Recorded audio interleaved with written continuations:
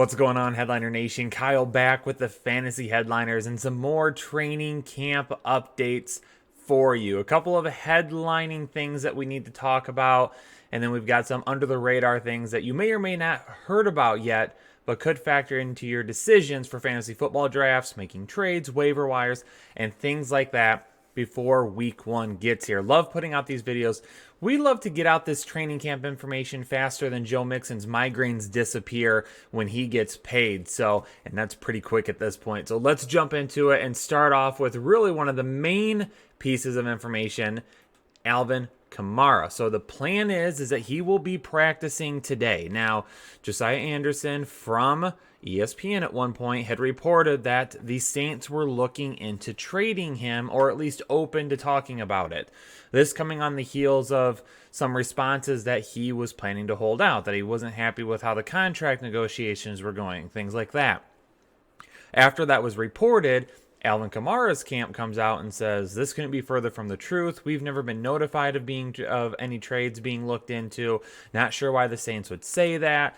So there's been some back and forth at this point. But what has been stated now, at this time, he plans to come back to practice today, and he was away from the team after an epidural in his back. Now, fantasy owners rejoice, right? You've either drafted Alvin Kamara or your plans were to take him. Now you're concerned because you think he's going to hold out. Now if you've got him on your team, you're trying to get Latavius Murray, or you're maybe worried about what you're going to get from him. Maybe you had him on your draft board, and now you don't know whether to pick him. All of those things, right? We hear he's coming back. Owners rejoice. We get excited. All right, everything is good. But I think what gets overlooked in all of this, he was away from the team for an epidural? Like, what kind of pain is Alvin Kamara experiencing already that would need an epidural in training camp? To me, that's a little concerning. So, of course, as always, I reached out to our very own Dr. Ethan Turner to find out what that might be for. And he said it could be for some sort of a disc herniation, a lumbar issue, and it's typically used for acute pain. Personally, in my opinion, at this point, I'm sliding Alvin Kamara down my draft board a little bit, okay? Because obviously we've got the contract negotiations. We'll hit on that again in a second here. But if he's experiencing some sort of back issues that are requiring epidurals in training camp, I don't know if I want to touch that this season.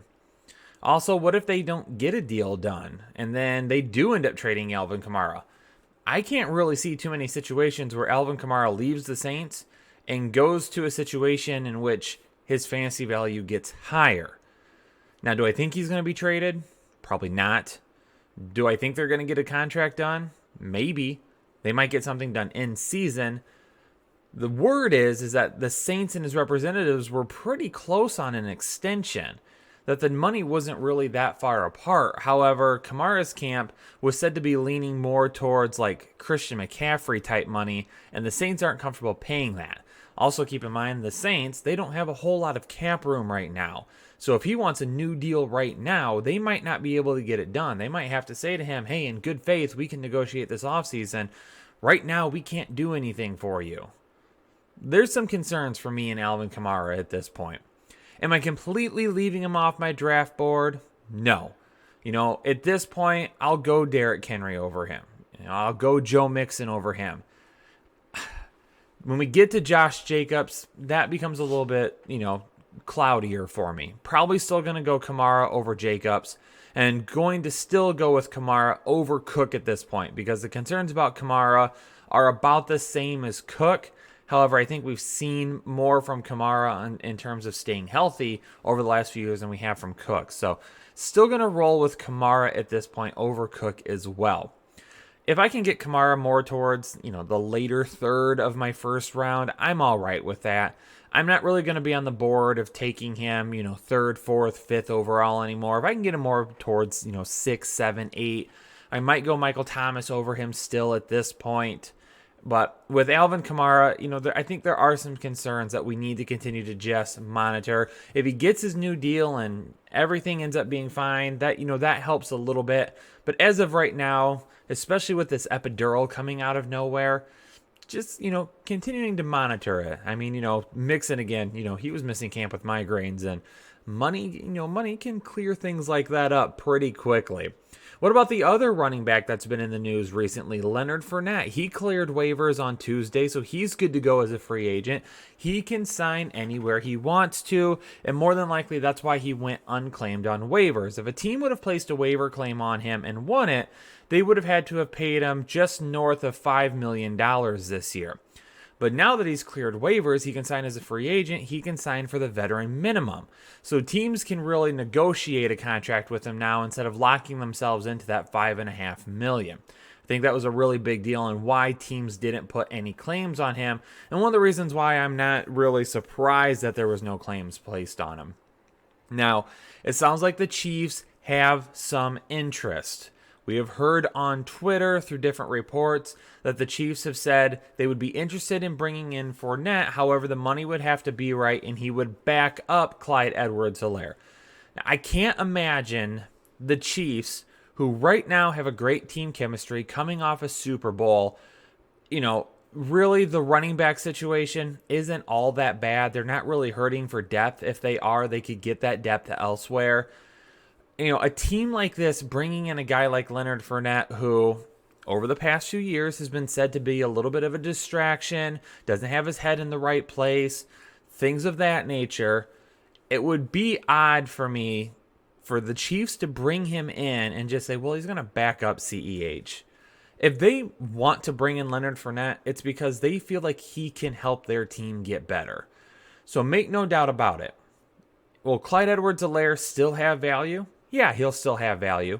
But for those of you that have been spending first-round picks on him after we specifically said don't do it, you're not going to get first-round value out of Clyde Edwards-Helaire, CEH, if Leonard Fournette is there. Because Leonard Fournette will still get some of that early down work.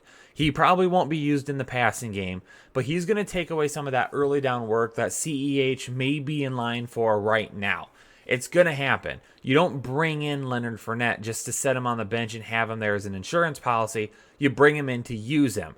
So while going to the Chiefs doesn't really help Leonard Fournette at all in terms of fantasy value, because at that point you're kind of looking at him at the same way you did Damian Williams when Damian Williams hadn't opted out. You look at him as maybe being a flex play that you can use every once in a while, but not really that often. Leonard Fournette would be the same thing. To me, he's outside of even running back 3 territory if that's where he lands. But he has said at this point he's looking for the best available fit and touches. So it's not really about money or anything to him. He wants to go to a contender. He wants to go somewhere where he can help, and he wants to go somewhere where he can showcase his talent. So hopefully over the offseason, he can get a bigger deal and go elsewhere. Another running back that we haven't heard anything about this offseason is Chris Carson. We've talked about him quite a bit on this channel. Jake is worried about the hip, so Jake is off the Chris Carson train. He's not really interested in adding him to his team this year. I, however, have been saying if the price is right, I'm good to roll with it because of what we've seen from him in the past. And now we are hearing that he is 100% after hip surgery. He is fully healthy at this point. Now, one of the reasons we probably haven't heard a whole lot about him is because he's missed several weeks this season due to family deaths. But he's back at camp. He seems to be healthy. We're being told he's healthy. Video shows he's healthy. And Pete Carroll has really said he hasn't had a bad snap yet. Every snap that Chris Carson is taking right now, he looks 100%. He's playing well. He looks ready to go. And the thought is that he will still be the running back 1 in Seattle come week 1. Chris Carson, a guy that you can get into the 3rd, early 4th round if your league isn't going super running back heavy. A guy that you could potentially have as your running back 3. A guy that, even as your running back 2 has a whole lot of upside. I'm still willing to take a shot on Chris Carson if the ADP stands right. If he gets to the early 3rd, late 2nd, might be a little bit for me right now, depending on what I'm trying to do with my team. But for those of you that are drafting at like the early 1st and you're getting one of those top, 3 or 4 running backs, and you're finding that all the, good running backs are gone by the time it gets back to you at the end of the 2nd, Chris Carson could be there for you at the end of the 2nd as a decent running back 2 option that if he is healthy, you have picked yourself up a really good volume play and efficiency play. So continue to keep Chris Carson in mind during your drafts, and if the price is right, roll with it. All right, let's head from Seattle to Arizona and talk about Kyler Murray, because reports out of training camp are that he has taken his mental game to the next level.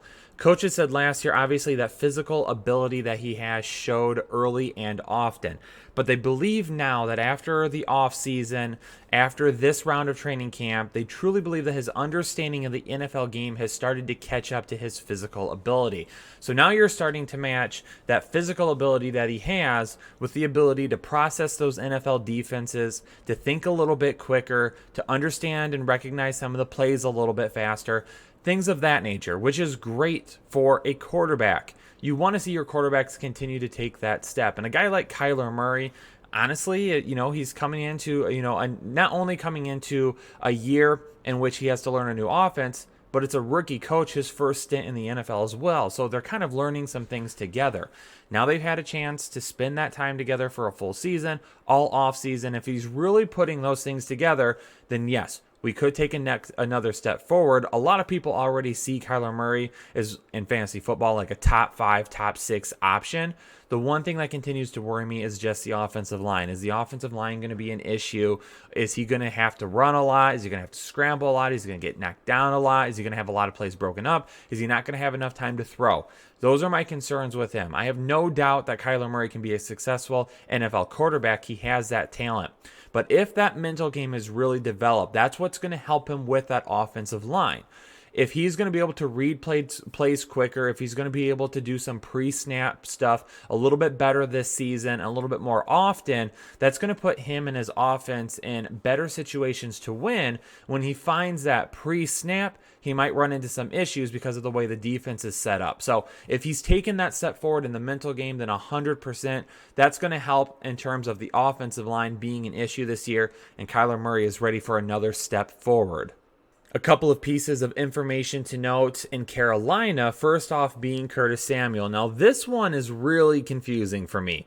The reports about Curtis Samuel seem to be all over the place.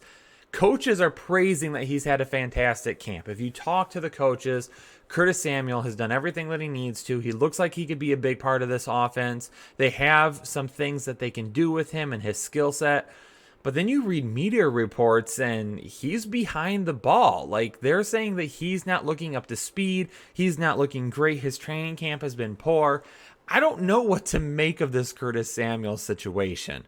So let's look at it from two perspectives. If Curtis Samuel is having the fantastic camp that his coaches say, then you really got to look at him being a breakout player this season. Okay, no more Greg Olsen. He's gone. They're going to be looking for another guy to step up and kind of be a reliable number 2 target. We're going to talk about one of those guys in just a second. But Curtis Samuel kind of seems like the next guy that would step in and do that. Now, they did also add Robbie Anderson from the Jets. He's going to be a reliable number 2, but he's going to be more of a boomer bust number 2, right? He's going to be that deep threat, that guy that stretches the field. So while he might have some big weeks, he could also have some weeks where he just doesn't turn in a whole lot of catches. Curtis Samuel is a guy in PPR leagues, like, he could give you week after week after week flex play if he's getting enough targets in that offense and if they're doing enough with him. You know, if they're giving him maybe some end arounds in the backfield, using him as a running back every once in a while, putting him in the slot, putting him out wide. Doing a lot of different things with Curtis Samuel really helps extend that value and puts him in a flex consideration each week. So if he is really having that fantastic camp, then that's what we can expect from him. Now, if he's having a bad camp and he really isn't up to speed, that's going to be some issues for him. He's not going to be a breakout. Robbie Anderson is going to end up being that number 2 guy. He is a guy that, at that point, then could be a little bit more consistent and see some more plays down the field if Teddy Bridgewater can go down the field consistently. Again, another option there too, which we'll talk about in a minute. It could step in and be that number 2 if Curtis Samuel is really not doing that well. But I think it helps with DJ Moore. I did a video this year where I said I wasn't interested and drafting DJ Moore this year. And it's not because I don't like I love DJ Moore. DJ Moore was my wide receiver 1 in that class.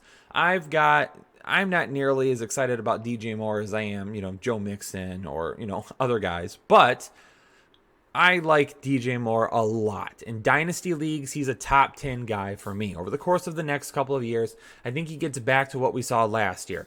But my concern this year is new offense, not being able to push the ball down the field, adding Robbie Anderson, bring a breakout from Curtis Samuel, things like that. Okay, so that's why I'm a little bit concerned about DJ Moore and just some lack of upside this year. With Curtis Samuel, though, if he really isn't up to speed and he isn't going to be a guy that's going to contribute frequently in this offense, then yeah, that changes my thought process on DJ Moore a little bit, because that's an extra 20 targets or so that could end up going over to DJ Moore because they just don't look Curtis Samuel's way that often. So that's part of the reason why this is so hard for me to navigate right now, because if Curtis Samuel really isn't going to have that type of a breakout season, then DJ Moore could be in line for the same type of production we saw last year in 2019.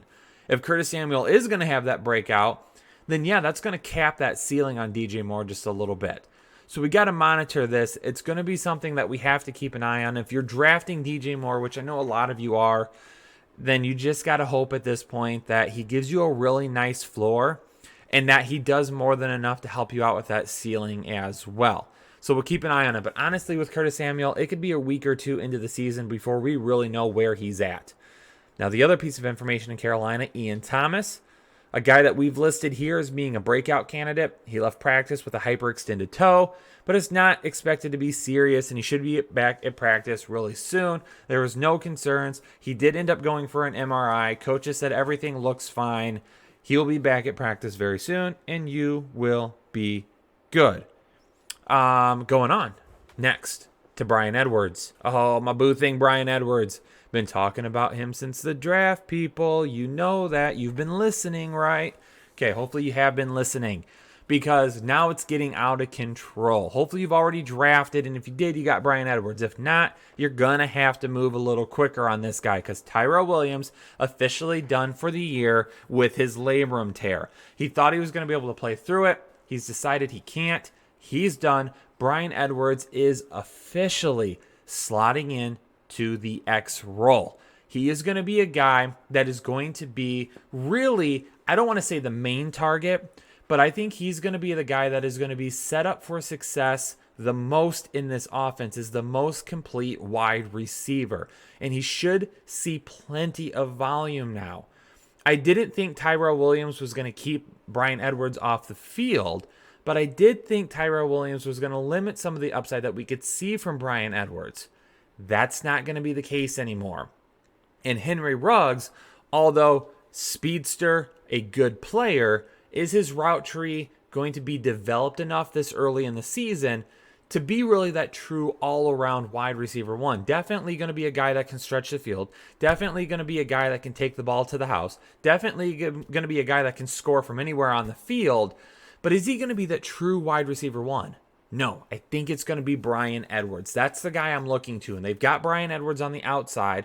You've got Darren Waller. You've got Josh Jacobs in the backfield. You've got Henry Ruggs and Hunter Renfrow. Hunter Renfrow can play in the slot. Henry Ruggs can play on the outside. There's more than enough weapons around Bryan Edwards to go ahead and allow him to really get some one-on-ones and to really be a guy that isn't going to be focused on by the defense. And he's not overshadowed by anyone either. If he was a guy that was going into a situation like CeeDee Lamb, like Jerry Jeudy, one of these guys that have really good upside, but you're worried because of the weapons around him, I've seen some of you comment on some videos in the past.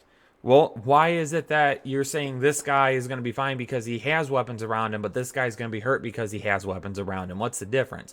The difference is the ability of the people around him. Bryan Edwards, his ability isn't being overshadowed by anybody else on the Las Vegas field. When you got a guy like Jerry Jeudy, he could be outshined by Cortland Sutton. You've got Noah Fant there that also could end up overshadowing him a little bit as well. When you talk about CeeDee Lamb, you've got Michael Gallup, you've got Amari Cooper, you've got Zeke, who's been pretty strong in the passing game the last couple of years.